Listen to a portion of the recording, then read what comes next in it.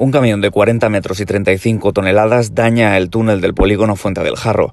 La policía local de Paterna ha abierto diligencias penales contra el conductor del camión, que transportaba una viga de 40 metros de longitud y 35 toneladas de peso por un presunto delito contra la seguridad vial. El accidente se produjo ayer viernes a las 8:20 de la tarde. Inmediatamente después del suceso, agentes de la policía local de Paterna, bomberos y técnicos municipales se personaron en el túnel que conecta la primera con la segunda fase del polígono para valorar los daños ocasionados en las vigas. El alcalde de Paterna, Juan Antonio Sagredo, y la concejala de Infraestructuras, Nuria Campos, han visitado esta mañana la zona. Para garantizar la estabilidad de la estructura, un tramo de la calle Islas Baleares ha quedado cerrado al tráfico y será reabierto una vez realizada la reparación. Sagredo ha vuelto a insistir en la necesidad de dotar de más accesos a este polígono para mejorar la conexión de las dos fases de este parque industrial por el que diariamente pasan más de 12.000 vehículos.